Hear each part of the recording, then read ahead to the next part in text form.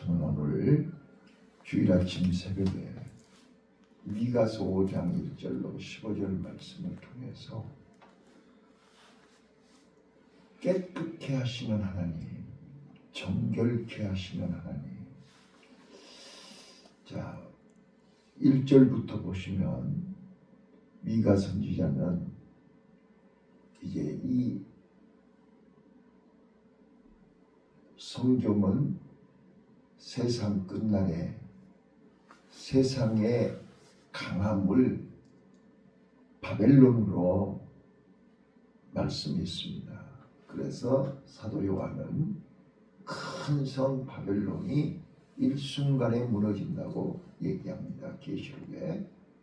그런데 미가 선지자는 당시 이 최대 강국이 아수르입니다.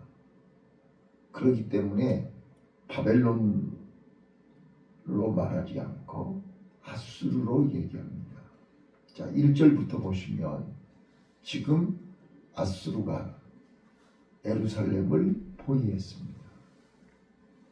그래서 지금 이스라엘은 아수르에 의해서 꼼짝없이 망할 수밖에 없는 위기에 처해 있습니다.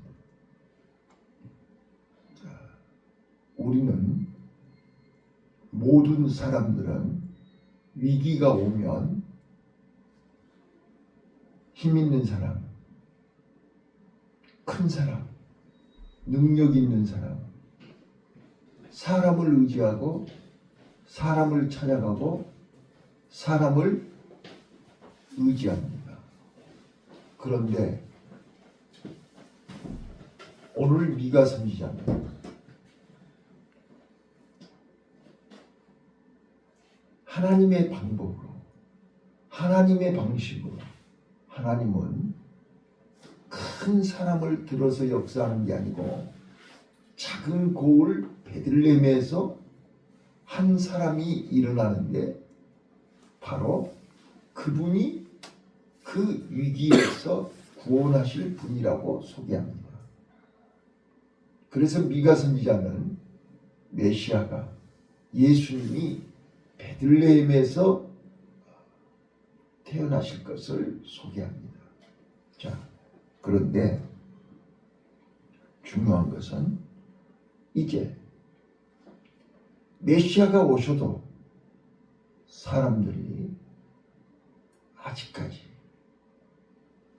하나님의 말씀보다 사람을 더 의지하고 하나님 말씀보다 더 우상을 더 의지하는 그들을 통해서 하나님은 역사하실 수가 없다는 거예요.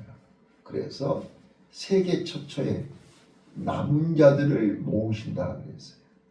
자, 그래서 7절, 8절 한번 읽어볼게요. 7절, 8절 시작.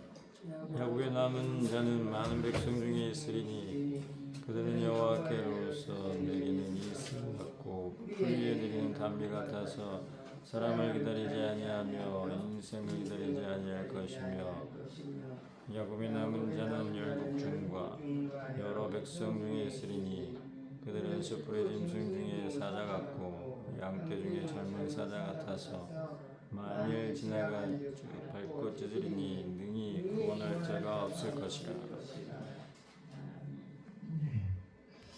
하나님은 아무리 아수르가 에워싸고 아무리 인간이 죽이려고 해도 하나님께서는 끝까지 남은 자들을 들어서 젊은 사자처럼 그들을 건져내겠다는 거예요. 그들을 멸절시키시겠다는 거예요. 그러므로 이제 남은 자들은 하나님께서 마지막 때 그들을 쓰셔야 되기 때문에 10절 읽겠습니다. 10절 시작. 여호와께서 가라사대 그날에 이르러는 내가 너희 말을 너희 중에서 멸절하며 너희 병거를 회파하며 또 그 다음 절이요. 너희 땅의 성읍들을 멸하며 너희 모든 견고한 성을 무너뜨릴 것이라. 것이니 12절이요 내가 또 복수를 너희 손에서 끊으리니 네게 다시는 점장이가 없게 될 것이고 13절이요 내가 네게 새긴 우상과 주상을 너희 중에서 멸절하리니 내가 네 손으로 만든 다시는 섬기지 아니하리라. 자, 하나님께서는 남은 자들을 통해서 하나님의 심판, 하나님의 마지막 때 하나님의 역사를 완성하셔야 되기 때문에 하나님께서는 남은 자들을 정결케 하신다. 우리 안에 하나님이 역사하시기에 장애가 되는 모든 것들을 버리게 하신다. 끊어버리게 하신다. 여러분, 저는 오늘 이 본문을 통해서 두 가지를 말씀할 겁니다. 첫째, 자, 시대마다 내가 원하든 원치 않든 위기는 옵니다. 우리 선배들은요, 우리 부모님들은요, 원치 않는 일제 압박에 36년 동안 위기를 당했습니다. 또 우리 선배들은요, 6.25의 3년 전쟁을 생사를 오가면서 겪었습니다. 우리는요, IMF도 겪었고 코로나 팬데믹도 거치고 시대마다 내가 원하든 원치 않든 절대절명의 크고 작은 위기가 우리를 찾아옵니다. 미가 선지자는 아수르가 포위해 와서 왕이 아수르 왕에게 뺨을 맞는 치욕을 당하는, 자 1절 한번 보시죠. 1절 시작. 달 군대여 너는 때를 모을지어다. 그들이 우리를 에워쌌으니 막대기로 이스라엘 재판자의 뺨을 치리로다. 이게 지금 개인적으로 국가적으로 위기라는 뜻입니다. 치욕적인, 견디기 어려운, 죽기만 또 못하는 상황 속에서 거기서 나를 구원할 자, 나를 건져낼 자가 누구냐 그 말이에요. 절대절명의 위기에서 나를 살려줄 자는 누구냐 그 말이에요. 사람은 없어요. 사람 찾아가 봐야 꽝이에요. 이 지구상에서 우리를 구원해 줄 자는 없어요. 그래서 2절에 미가 선지자는 이렇게 얘기하는 거예요. 자, 2절 읽습니다. 시작. 베들레헴 에브라다야 너는 유다 족속 중에 작을지라도 이스라엘을 다스릴 자가 내게서 내게로 나올 것이라. 그의 근본은 상부의 태초이니라. 베들레헴 에브라다야 너는 유다 족속 중에 작을지라도. 자, 봐보세요. 사람들은요, 베들레헴 그러면 아주 작은 고을이잖아요. 거기 그렇게 작은 데서 무슨 선지자가 나오냐고요. 무슨 메시아가 나오냐고요. 비웃고 조롱했어요. 자, 이세의 아들 8명 중에 7명은 건장했거든요. 그런데 다윗은 하카톤이에요. 예모도 그렇고 실제로 작았어요. 막둥이니까요. 그런데 사무엘은 그 건장하고 큰 아들들 장남으로부터 7째까지 다 패스하고 가장 적은 보잘것없는 함량이 모자란 다윗을 기름 부어 세웠어요. 그런데 우리 말로 진짜로 모자라고 부족하고 깜냥이 안 되는데 그 다윗이 골리앗 앞에 서는 거예요. 그럴 때 사람들은 비웃었어요. 손가락질했어요. 장난하냐고 그랬어요. 사울왕이 뭐라 그랬어요? 야, 네가 어떻게 골리앗 앞에 어린 것이. 자, 여기서 저는 하나님의 역사를 보는 거예요. 여러분, 사람들은 큰 거를 원하고 힘 있는 사람을 원하고 강한 사람을 원한다니까요. 근데 하나님의 방식은 사람의 방식과 달라요. 사도 바울이 고린도전서 1장 27절에 뭐라 해요? 하나님은 약한 자를 들어서 강하게 하시고 없는 자를 들어서 부한 자를 부끄럽게 하시고 멸시천대 받는 자를 들어서 존귀한 자, 존귀하게 하나님이 사용하신다. 다윗을 하나님은 들어서 골리앗을 한 방에 KO시켜 버렸어. 그리고 그는 당당하게 골리앗의 목을 들고 사울왕 앞에 선 거예요. 여러분, 여기 지금 하나님은 아수르 최강대국 가장 힘있는 아수르가 포위해서 절대절명의 위기에 있을 때 하나님은 하나님의 방식으로 작은 고을 베들레헴에서 구원자를 세우신다는 거예요. 근데 그 작은 고을에서 태어난 그 메시아는, 그 예수님은 사람의 힘으로 오지 않고 사람의 방법으로 오지 않고 하나님의 방식으로, 하나님의 능력으로. 자, 3절을 봐보세요. 하나님의 방식으로 어떻게 한가 보세요. 자, 4절입니다. 시작. 그가 그 여호와의 능력과 그 하나님 여호와의 이름이 위엄을 의지하고 서서 그때의 목에서 그들로 인하여 구할 것이라. 이제 그가 장대하여 땅끝까지 미치리. 5절. 이 사람은 우리의 평강이 될 것이다. 자, 보세요.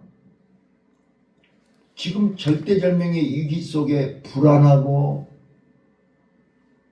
숨이 막힐 정도로 안타까운 현실 앞에서 발을 동동 굴리고 있는 그들에게 가장 필요한 것이 뭐예요? 평강이에요. 그들에게 있어서 그들을 구원할 자는 평강의 하나님이란 말이에요. 그래서 예수님은 평강의 왕으로 이 땅에 오신 줄로 믿습니다. 이 사람은 우리의 평강이 될 것이다. 불안하고 초조하고 답답하고 괴로운 그들에게 하늘로부터 평강이 내려오는 것입니다. 오늘 우리가요, 진짜로 하나님이 절대절명의 위기 속에 우리에게 주시는 은혜의 첫 번째 은혜가 평강입니다. 우리가 이 땅에 살아갈 때 복 중에 복이요, 최고의 복은 평강입니다. 네. 절대절명의 위기 앞에 돈도 명예도 그 무엇도 그를 건져낼 수 없습니다. 유대 땅 베들레헴, 그 작은 고을에서 한 사람이 일어나는데 그분이 평강의 왕입니다. 그분이 예수님입니다. 자, 그 다음 절을 보겠습니다. 아수르 사람들이 우리 땅에 들어와서 우리 궁들을 밟을 때에는 최악의 상황 아닙니까? 우리가 7 목자와 8 군왕을 일으켜 그를 치리니 그들이 칼로 아수르 땅을 황무케 하며 니므롯 땅의 어기를 황무케 하리라. 아수르 사람이 우리 땅에 들어와서 우리 지경을 밟을 때에는 그가 우리를 그에게서 건져내리라. 아멘. 그래서 미가 선지자는 아수르와 니무롯, 악한 사단의 세력을 예표합니다.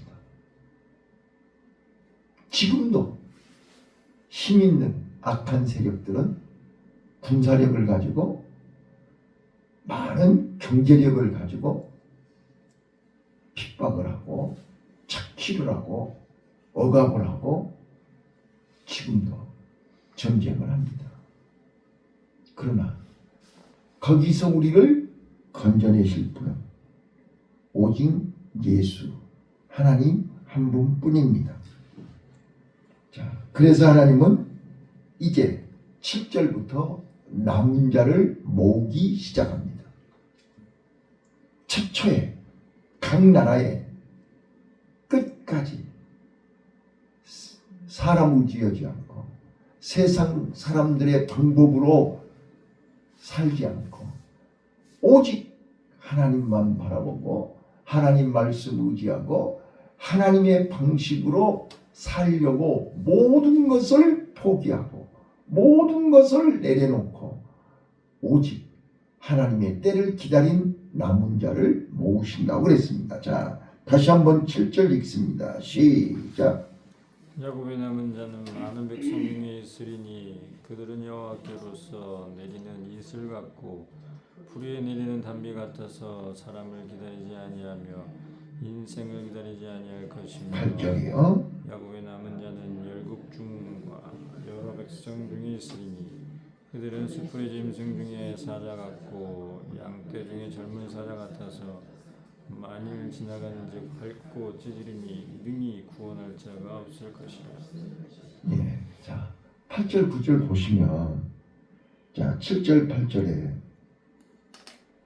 남은 자들은 자 사람들이 볼 때 꾀죄죄하고 힘도 없고 별 볼 일 없잖아요. 그들은 사람 의지하지 않고 하나님만 의지하니까 사람 방식으로 살지 않고 하나님의 방식으로 살기 때문에 사람들은 움켜쥐려고 하는데 올라가려고만 하는데 남은 자들은 다 케노시스 다 버리고 비우고 낮은 곳에 임하잖아요. 그런 사람들을 하나님은 찾아서 그들에게 하나님의 방식으로 하나님의 능력으로 젊은 사자같이 힘을 주신다는 거잖아요. 이게 하나님의 공식이에요. 이게 하나님의 역사예요. 이게 하나님의 방식이라고요. 자, 그래서 그들을 능히 구원할 자가 없습니다. 그들을 막을 자가 없습니다. 그들을 이길 자가 없습니다. 다이 작지만 약하게 보이지만 하나님이 함께 하실 때 그는 가는 곳마다 승리한 줄로 믿습니다. 그래서 여호와께서 그날에 자 10절입니다. 여호와께서 그날에 내가 너희의 말 무기 아닙니까? 말과 너희 중에서 멸절하며 너희 병거를 해파하며 저는요 요즘 러시아도 미국도 전부 뭘 가지고 이어가는 거죠? 핵무기입니다. 예. 가장 많은 핵을 보유하고 있기 미국과 러시아, 중국 이제는 또 북한까지 끼어들어 가지고 핵으로 위협을 합니다. 그러나 하나님이 그날에 그 핵무기가 필요 없을 때가 옵니다. 자, 하나님이 그들을 다 해파할 것이며 너희 땅의 성읍들을 멸하며 너희 모든 견고한 성을 무너뜨릴 것이며 하나님이 하십니다. 그거 아무것도 아닙니다. 우상 다 멸합니다. 왜요? 마지막입니다. 우리를 깨끗게 하시기 위함입니다. 우리를 정결케 하기 위함입니다. 그런 것 의지하지 말고, 그런 것 바라보지 말고, 그런 것 좋아하지 말고 오직 하나님만 바라보라는 사인입니다. 이게 남은 자입니다. 이스라엘의 남은 자는 일반인하고 다릅니다. 눈이 다릅니다. 마음과 생각이 다릅니다. 가는 방향이 다릅니다. 다른 사람들은 올라가려고 몸부림을 치고 움켜쥐려고 몸부림을 치고 많이 쌓아놓으려고 예를 쓰는데, 남은 자들은 내려가려고 하는 것입니다. 낮아지려고 하는 것입니다. 버리려고 하는 것입니다. 비우는 것입니다. 심령이 가난한 자가 복이 있는 것입니다. 근데 능력도 없고 게으르고 실패해가지고 망한 놈하고 다릅니다. 격이 다릅니다. 이러지 않고 놀고 있는 놈하고 일부러 정결하게 하기 위해서 하나님 나라, 하나님의 뜻, 하나님의 역사를 위해서 버린 사람하고 망해서 없는 놈하고 같습니까? 게을러서 아무것도 안 하는 사람하고 일부러 낮은 데 임하는 사람하고 같습니까? 그렇지 않습니다. 오늘 저는 여기 마지막에 14절 15절을 봅니다. 내가 또 너희 아스라 목상을 너희 중에서 빼어버리고 너희 성읍들을 멸할 것이며 내가 또 진노의 분한으로 청종치 아니한 나라에 갚으리라 하셨느니라. 여러분, 하나님은 우리를 정결케 하시고 깨끗게 하기를 원하십니다. 마음이 청결한 자가 복이 있나니 하나님 나라를 볼 것이고 하나님의 아들이라 칭함을 받을 것이고.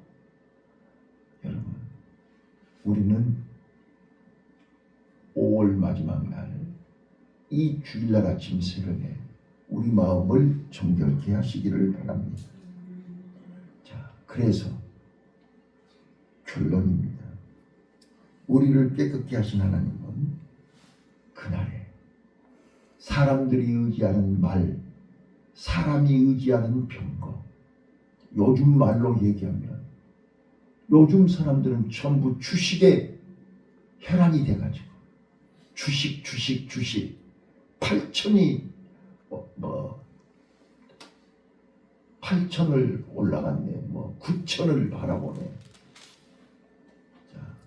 자, 전부 관심이 주식. 누구 말처럼 집에 있는 금반지 다 털어가지고 팔아서 주식 사고, 주식 말입니다. 그 주식이 병거라고요. 그거 롤러코스터처럼 하루아침에 떨어지면 올라갈 때 사정없이 올라갔다가 내려갈 때 사정없이 내려가요. 주식으로 망한 사람들이 얼마나 많아요. 요즘 막 주식이 사정없이 올라가니까 막 다 끝없이 올라갈 것 같죠? 아니요.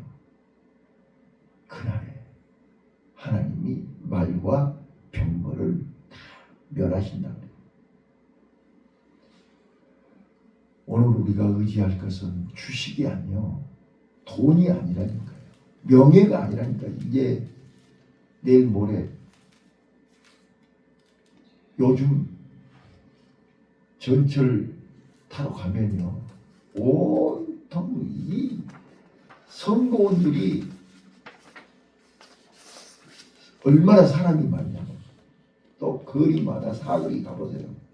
그냥 차들이 교육강차, 또 무슨 시의원, 구의원, 시장 종류가 하도만 해가지고 도대체 어디에 눈을 둬야 될지 모를 정도로 빡빡하니 찼어요.